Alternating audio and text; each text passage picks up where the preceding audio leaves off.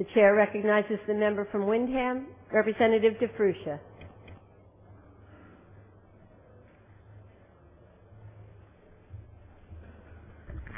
Thank you, Madam Speaker. I hope the committee report is rejected. I must tell you that a few years ago, I voted against putting this on the ballot. And the reason I voted against it was I was told that the gay community felt that the present law was sufficient, and as a result of the present law being sufficient, we didn't need this in the Constitution. I also was at least led to believe that there would be no changes. The Judiciary Committee, quite frankly, struggled long and hard. And I don't mind telling you, Madam Speaker, I'm wondering if you have gone back to your other life as an educator, and I say that in all due respect. We had a lot of homework this week. We were weighty with all kinds of situations where we're going out and we're going to change the way we live. It appears as if we now have tackled a number of social and economic issues. Now, why would I now say that it's time to put this on the ballot? I might say so because 27 other states, from Alabama, Arkansas, Alaska, have all voted to put it on the ballot.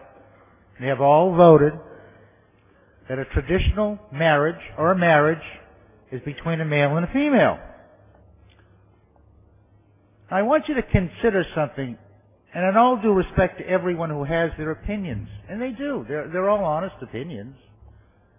But I don't come here to tell you that I'm opposed to a civil union. I'm in favor of a civil union, and I don't believe that a civil union is mutually exclusive from the fact that you have a cornerstone in our society, and the cornerstone, quite frankly, happens to be that the society must continue. I might share with you that when I was in college, we had a course called Marriage and the Family in a Changing Society. I might share with you that I got a D. However, what I did do is I called my professor up over the weekend, who now lives in Rye, used to live in Lawrence, and I said, would you help me a little bit on the issue of marriage? What is marriage? How do we get there? What's the history of it? And he said, sure. So he delivered to me about 5 or 6 books.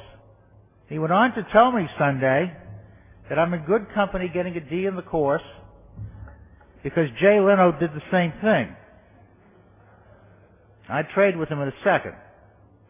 I was also impressed with the fact that some members who are part of the gay community at least indicated to me and made it clear that it is not their preference to be gay, that they were born that way. So I'll address that when it comes to civil unions because I don't believe you should discriminate against anybody. You have no choice as to your color. So I can understand that.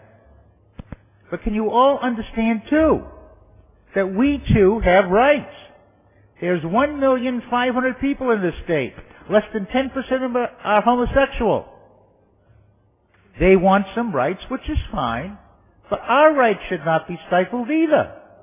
Why should they be? So why do you have a family? A couple of thousand years ago, how were you known?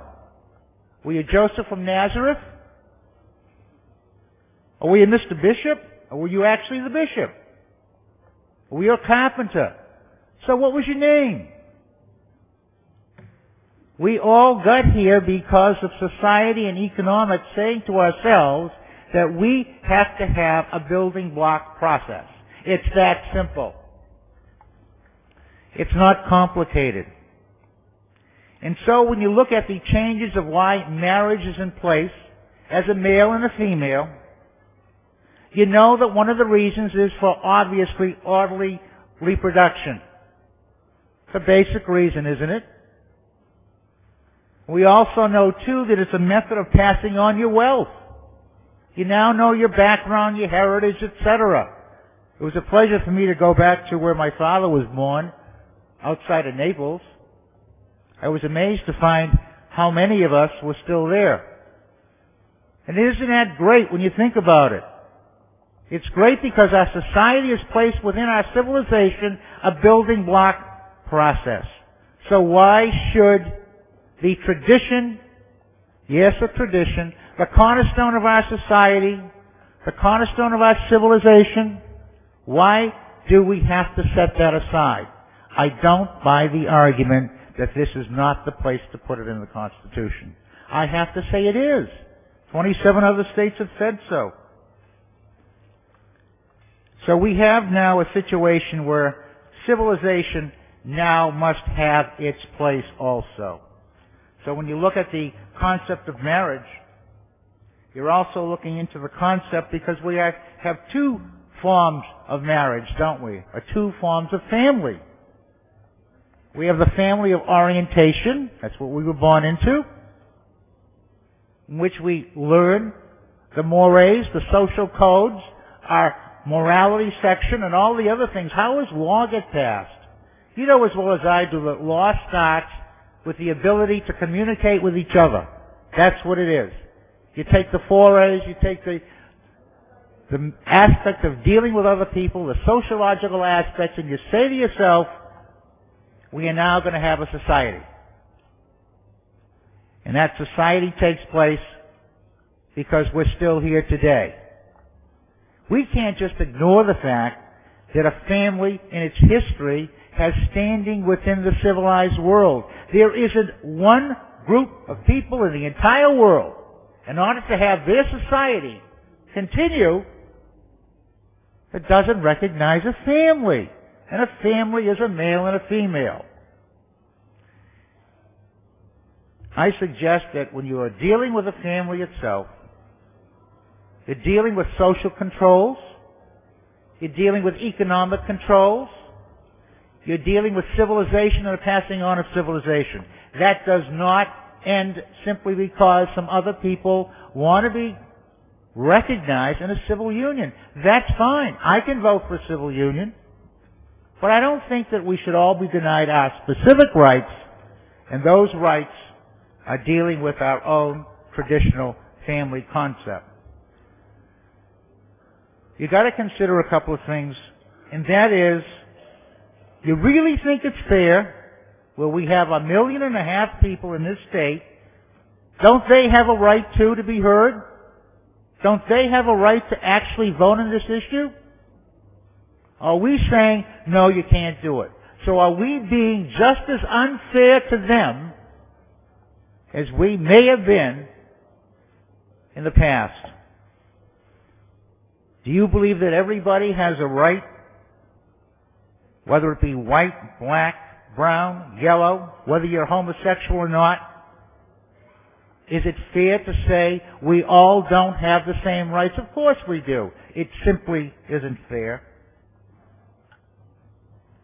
Isn't it true, too, that women are as good as men? However, sometimes it took us a while to catch up to it. It wasn't fair, was it? It simply isn't fair. So if you believe as I do, if you believe that all of us have our own inalienable rights, those rights that are switched around in the law of nature, and your inalienable right to continue a society free and clear, you must at least give those people a chance and an opportunity to express themselves. What's wrong with that?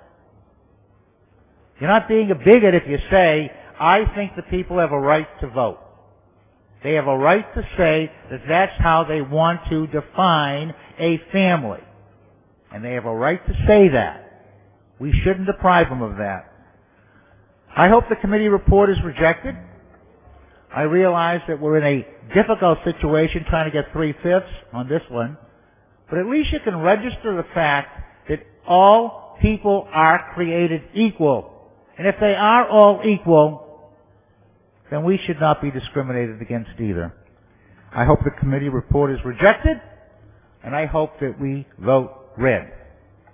Thank you, Mr.